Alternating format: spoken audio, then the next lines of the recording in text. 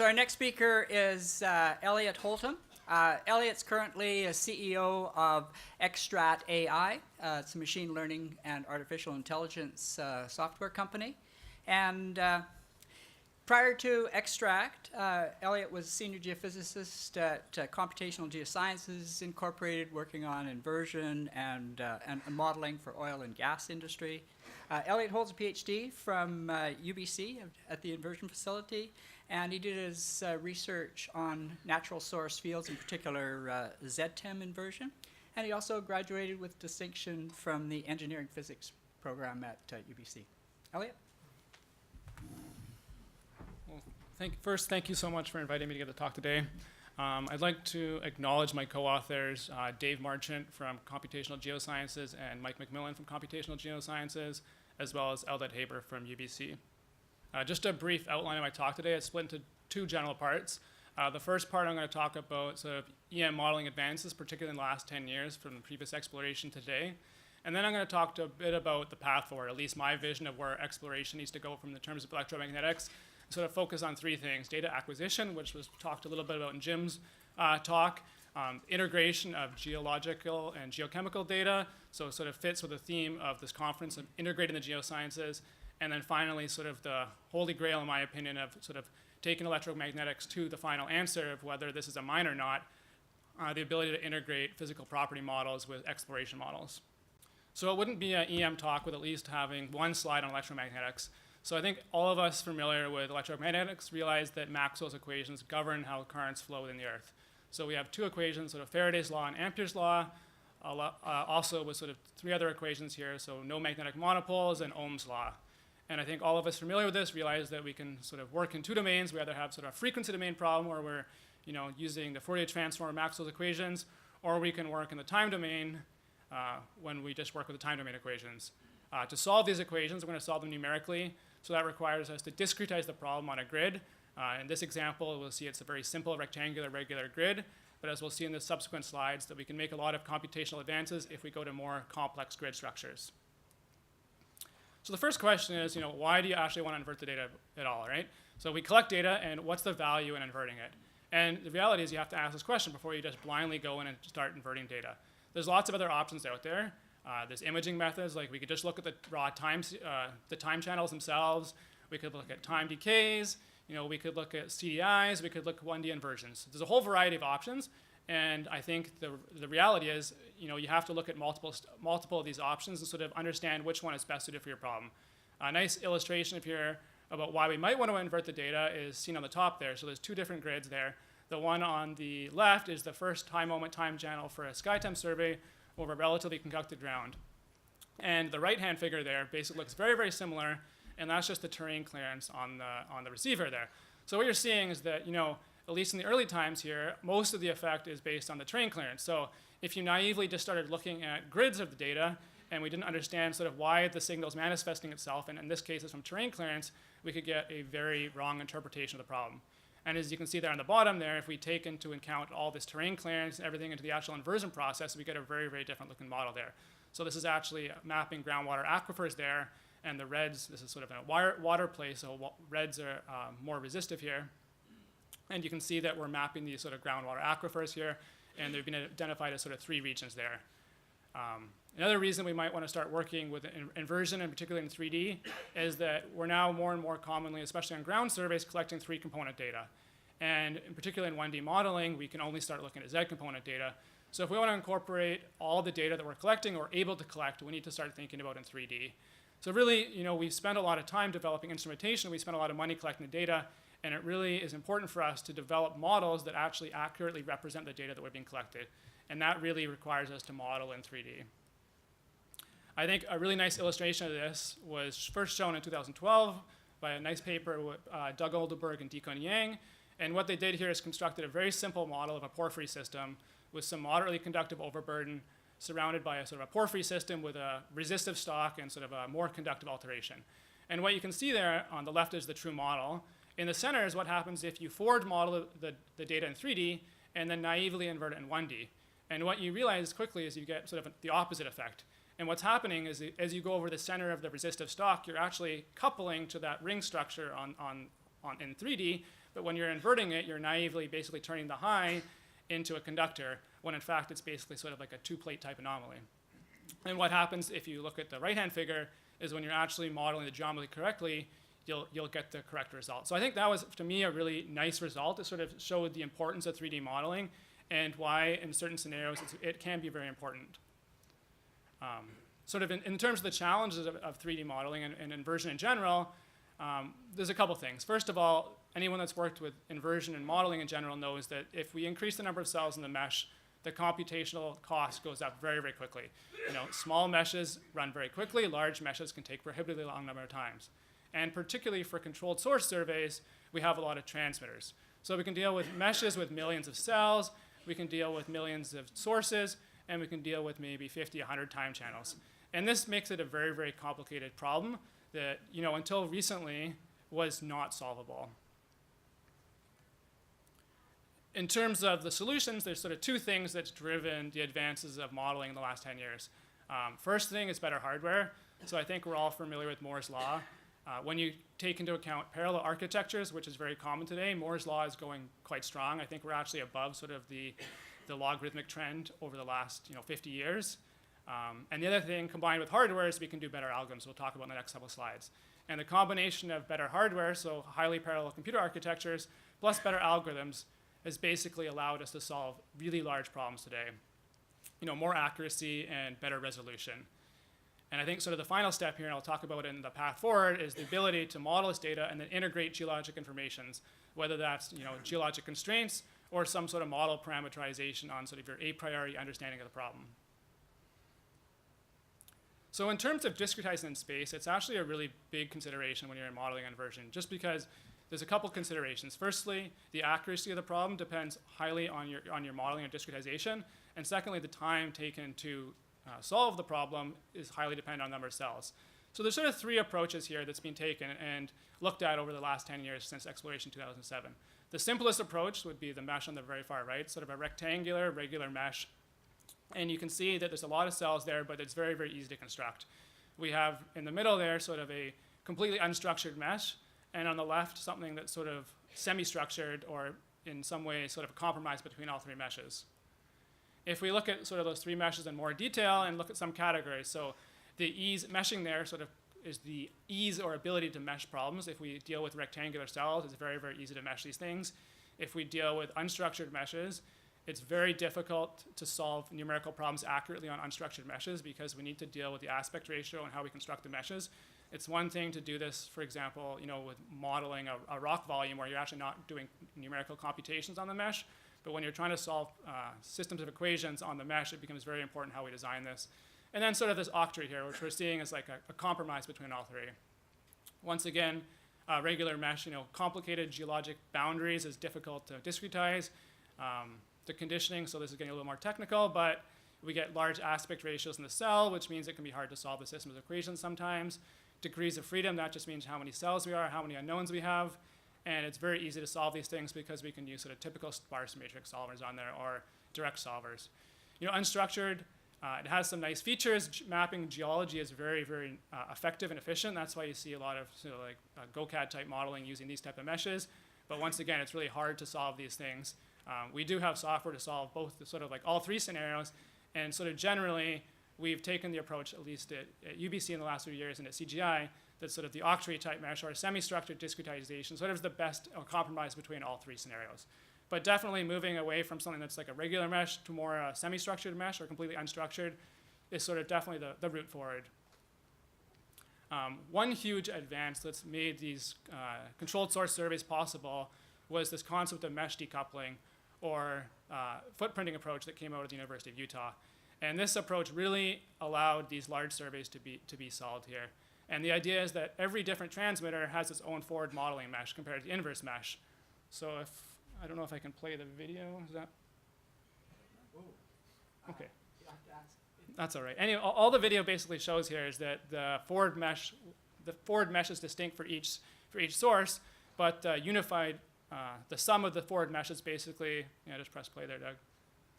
So the idea there is each mesh is representing a single source, and that the inverse mesh, which is the one on the right, is basically the sum of all those forward meshes. So we're solving the forward problem on a very, very small single mesh, but we're doing the inversion on the entire domain. And that makes it highly parallelizable, which really allows us to explore or exploit these highly parallel architectures today. So for example, if you're running something on Amazon Cloud, you might get a few thousand cores. We can run all these sources or all these forward problems in parallel. So maybe the challenge with electromagnetics is dealing between small scales, and when I talk on the next slide, it'll be about large scales. And we need to be able to handle this. So on small scales, we're often presented the question where we have some sort of physical property measurement from a hand sample in the field. So that's a very, very localized sample. Or if we have a borehole log or some physical property measurement from the lab, we have something on an incredibly small scale. And now when we're solving our inverse problem, we might be dealing with cells that are 100 meters apart. So here we have sort of a disjointed nature of the scales. And the question is, how do you handle that? So one approach is to more accurate meshing. So you can see the bottom slide there, or the bottom figure there. It's basically a very, very fine discretization around boreholes. This is actually for a casing example on the oil field, where we've now modeled the cells around the borehole, where they've made the measurements down to 1 centimeter cell size. But as we go away from the borehole, where we're dealing with more sort of bulk conductivity properties, we can now scale the problem up here. So having adaptive type meshing allows you to incorporate information that happens on small scale, which we're all familiar with boreholes and hand samples, and sort of extrapolate that to larger scale features like the inversion. Sort of conversely, we also need to be able to handle large scale surveys. So it's becoming much more common today to collect large regional surveys. I think Geoscience Australia must be commended to sort of starting these types of programs where they're collecting national scale surveys. And we might have surveys now dealing with hundreds of thousands or millions of transmitters and receiver points. So your software or your methodology must be able to handle this type of thing, and that's where that mesh decomposition or footprinting type approach really becomes popular. This is a figure, it's an example of a DigGem survey with 250,000 unique transmitter locations. I think the takeaway point here from the first part of the presentation is that from a numerical point of view and from a hardware perspective, we're now at a position from where mechanically we can solve virtually any size electromagnetic inverse problem that you want to solve, right? We can solve anisotropy, we can solve centimeter scale problems, we can solve regional type scale problems. So then the question is, what is the next step, or what's important from the inversion process? And these are sort of my takeaway points. Everyone might have a different opinion, but this is where I think at least we need to focus in the future. So I think data acquisition is something that we all realize is really important. And I want to take a page out of our seismic colleagues' books here. I understand they have a larger exploration budget, but in the last 10 or so years, the push has really been to collect much, much, much more data. So this is an example of a towed streamer seismic survey, and they're now routinely collecting 40 streamers on each boat, and each streamer can be 20 kilometers long with a receiver every 100 meters. So we're basically collecting simultaneously 40 streamers with thousands of receivers per streamer, and we're now towing this thing around the seafloor. And you can just imagine the amount of data that we're collecting is tremendous. We're getting terabytes and terabytes of data. And as a geophysicist, we can have the most sophisticated inversion software, but if we're not collecting a lot of quality data, then we can't possibly expect to get a good inversion model or make a good interpretation from this. So I really think that the push needs to be to come up with new innovative ways to collect more high quality data and really push reduced acquisition cost per data point. And I think that, in the previous talk, we talked about this, but there's been a lot of advances here. So highly scalable and distributed 3D ground-based data acquisition systems are now much more common. If you look back 10 years ago, these weren't in place. At least half a dozen companies now are sort of pushing this. Low-cost acquisition drone systems, so that's a picture of the GEM MAG system. Also, Jim mentioned the concept of innovative ground and airborne. So ground transmitters or airborne receivers, or conversely, ground receivers, airborne transmitters. I think all these sort of combinations we need to use, as a geophysicist, it's up to us to come up with a new toolbox that allows us to collect more innovative data sets at a cheaper cost point. Because if we don't collect the data, we're never going to be able to get the result that we want. And I think one of the things where the jury's a little bit still out is definitely we can identify what may or may not be airborne IP effects and airborne data. And I think that's a very fruitful room for improvements. In terms of the next step, I think it's about incorporating geologic information into our inversions. Mike McMillan did some nice work in his PhD thesis on this, where he was looking at basically pushing or sort of a hybrid approach between parametric type models that we might be familiar with Maxwell's and a voxel type inversion. So this allows us to incorporate some geologic information where we know, for example, we're looking for a highly conductive target that has a certain dip and it's very, very localized. this would make sense to basically work with a parametric type approach. And then afterwards, after we get a rough starting point from the parametric model, we can do some sort of general 3D voxel type approach to sort of fit the data to the desired accuracy. Sure. So this is a little bit of a, the data is definitely overfit in L0 and the L2 case here. We have the true model and we have the L0 and the L2 model.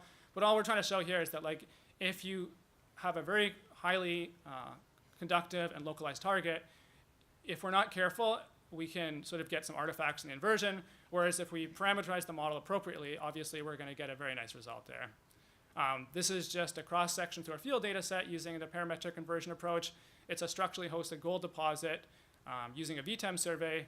You can see in the first slice there, that's basically the parametric model with the 1 gram per ton gold cutoff there. The second model is just a slice through it in depth.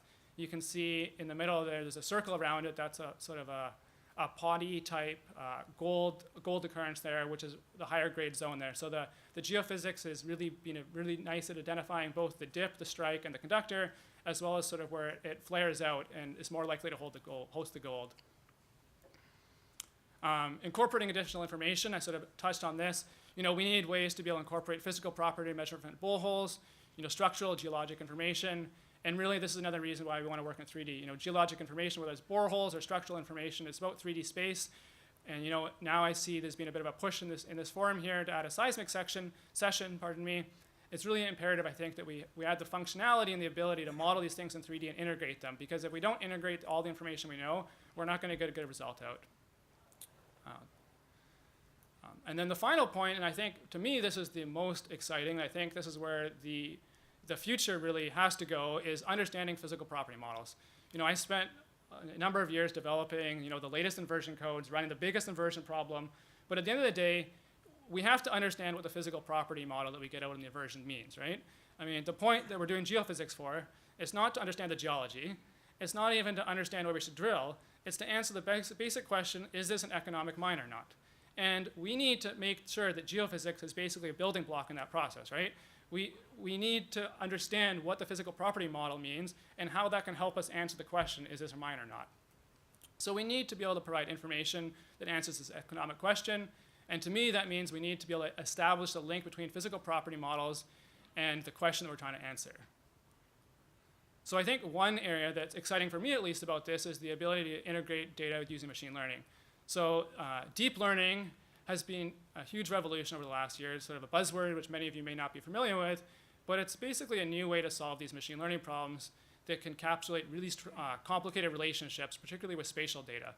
So for example, the image there's a picture of a bird and a frog, and the algorithm is very easily be able to distinguish what's the bird and what's the frog. And now for sure, deep learning has now beaten Jeopardy, it's beaten chess, it's beaten Go. It's basically beaten its humans at radiology, at dermatology, pathology. If you have the data, there's no doubt that these new algorithms will beat the human. So now the question is, how do we get the data so that we can actually understand what these physical properties models mean and then answer the question that we have to answer at the end of the day? And I think that one of the biggest things here is that we need more published data sets to help. We basically need a repository of these models and these data sets so that we can start understanding the link between the physical property models and so the geology and the economic question. And I think a lot of the people at the larger companies, they've spent their entire history and they have this in their head. But I think as a community, it'd be really powerful. We could get more case studies out on these types of problems so people can understand sort of the relationship between the geophysics and the physical properties and the exploration outcome that we're trying to get. And I think, once again, we can learn something from our geophysics colleagues in the seismic community, because they have a very strong understanding between the size, and I understand the problem's a bit simpler, but they have a strong link between the seismic velocity and the reservoir parameters. And that's really why seismic is the go-to method for oil exploration. They're drilling $100 million wells, and they're very, very confident in their seismic stuff, because they have the link between the physical properties and the question they're trying to answer. And I think, as a community, if we could create more case studies and more examples that we can understand the links between physical properties and the economic case that we're interested in, that would be really powerful in advancing geophysics and electromagnetics. I think there's a great thesis here, a master's thesis on porphyry exploration, just showing the fact that there's different patterns in these data sets that represent structural information. And this is something that as I showed in the previous slide, deep learning and machine learning is very good at recognizing these types of patterns. So I know my time is pretty much up here, But I just wanted to sort of conclude by three main points here. Firstly, from a numerical perspective and a computational perspective, we've made huge advances over the last 10 years. And we're now in a position where we can solve most 3D modeling problems, whether we're talking about centimeter scale problems to regional type scale problems on any sort of EM survey. So now the question becomes, what's next? And really, to me, that's about more accurate physical property models. And that means that we collect more high quality data. So that's innovative data acquisition techniques and being able to find ways to drive the cost per data point down so that we can go out and collect more data so that we can build more robust models. And sort of finally, I think really the holy grail is that we need to establish better links between the physical property models that we come up with, because we're now in a position where we can come up with great 3D physical property models. And the question is, what do they mean? And I think many of us have spent our entire careers on this, and I'm not saying this is an easy problem, but I think that really, where do I think we need to go as a geophysics community in electromagnetics? It's this question here. Thank you.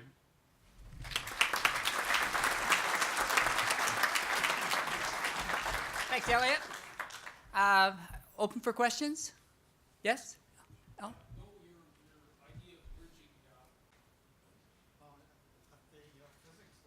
No. Great. That means humans will still be involved, Gordon.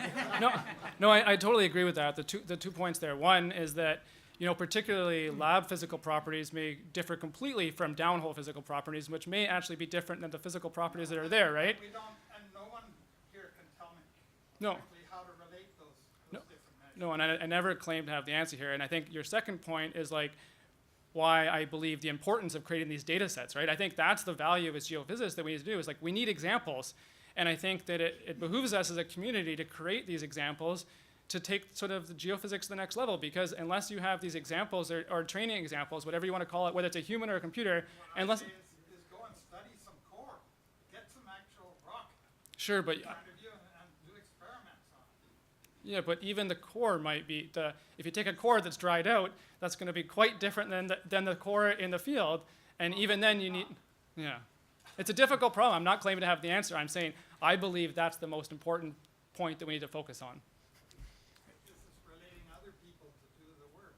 We have to, people here have to do this work. Let the geologists do the work. All right. Okay, I think we'll pick it up later after that. Anyway, thanks very much, Elliot.